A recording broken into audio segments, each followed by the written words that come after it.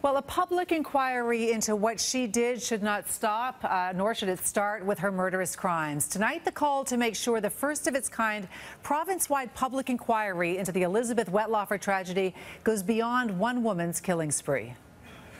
It strikes me that this system that's supposed to care for the elderly in this province is broken. Is that unfair? I would agree. Jane Meadis has dedicated her life to trying to protect your parents and grandparents. We really need to look at the system very carefully, and it needs a big fix.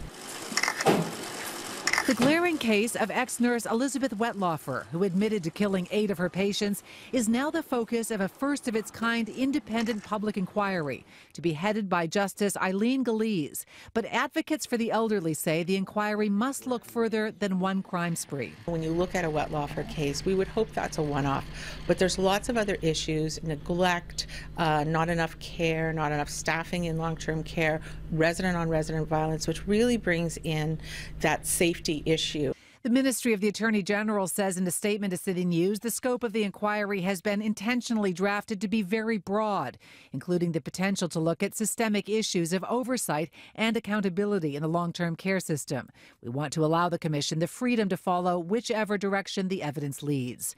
For years, City News has been exploring tragic shortfalls in the system that is supposed to care for the elderly. Sergeant, this gentleman's been arrested for murder 1.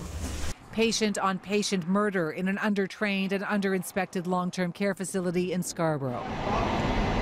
Poor fire safety protocols that led to 4 deaths at a TCH building that houses vulnerable residents. He has to pay the consequences. The case of Royal Climates, who was evicted from a private residence home after her son defrauded her of every last penny she owned. A recent study found hundreds of thousands of seniors in this country have reported a disturbing array of abuse in the past year. Last year, 8.2% suffered physical, sexual, psychological, or financial abuse and neglect. That's more than 750,000 people, and more than double the abuse found in a similar study in 1989. And so Janet Meadis hopes an inquiry into the tragedy in Woodstock will also shine a light on a system that has been failing too many for too long. I think that there's been a lot of pressure on the government for some period of time to look at the whole system. The oversight is a big part. The quality of the staffing, as well as the amount of staffing in long-term care. Do we have enough long-term care beds? That's a really big problem in our system.